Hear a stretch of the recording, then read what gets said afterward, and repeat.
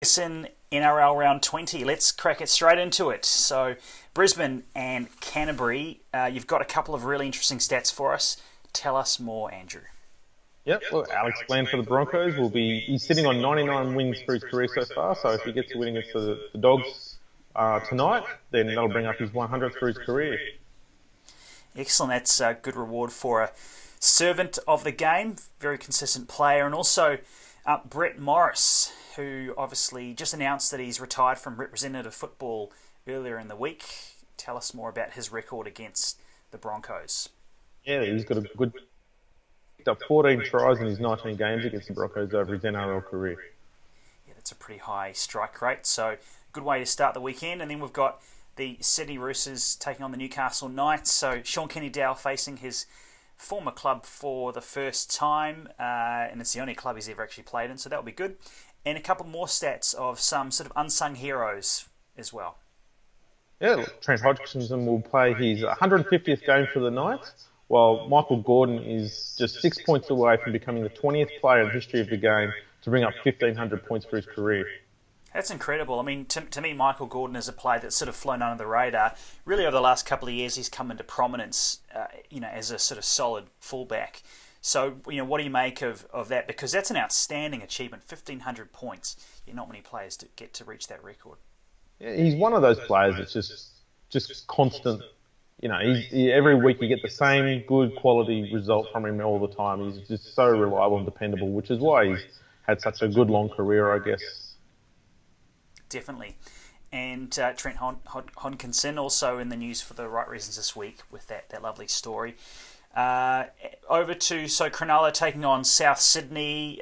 You've got some good ones here too, including the fact that Souths have only won 5 out of 21 games at Southern Cross Group Stadium since 1990.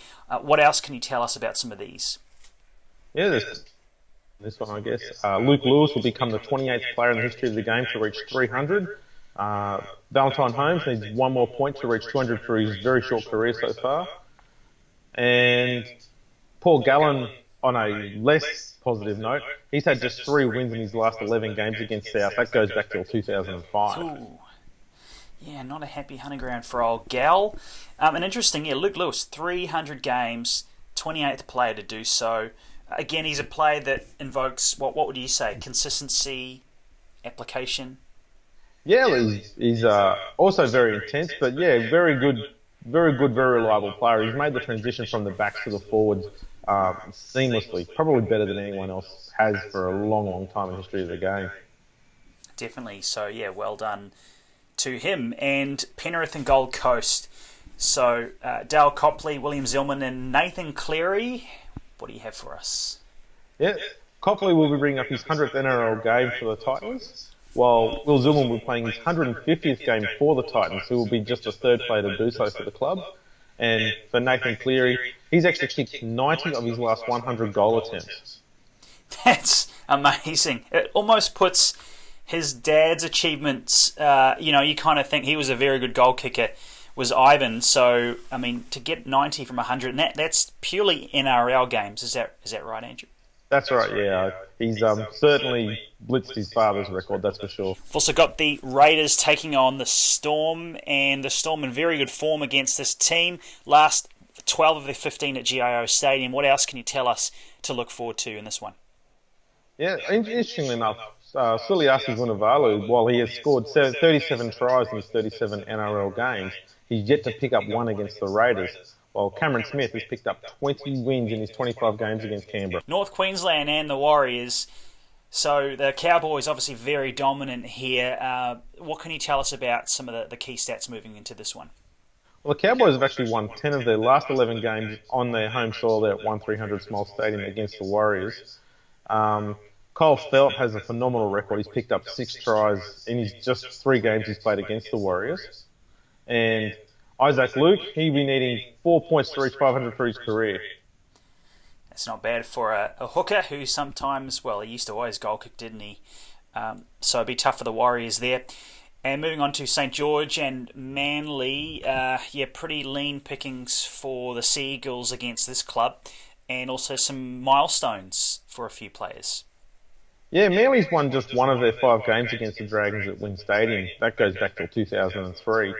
Um, Josh Dugan and Russell Packer have both been playing their 150th NRL games in this one here, while Paul Aquila has yet to register a win against the Dragons in 7 attempts. Well, it's for someone who's probably arguably one of the form wingers of the competition. We'll see if that sort of changes at all this weekend. And finally, we've got the West Tigers taking on Parramatta. Mitch Moses gets his first game against his old club. So what kind of reception you'll get, and also some other stats, some good things and bad things for both teams. Yeah, Joel Edwards has won 7 of his 8 games against Parramatta, while Clinton Gutherson, he's scored 7 tries in 9 games as fullback, and Michael Jennings has scored 11 tries in his last 13 games against the Tigers. Excellent. Yeah, well, so Clint Gutherson, again, one of those sort of players who have just coming into their own well. So that'll be great. Now, where can we find you, Andrew, on social media if people want to follow you? On Twitter at AndrewRLP. Excellent. So thanks again, everyone, for watching Stats Amazing. We'll see you next week. Enjoy the round of NRL.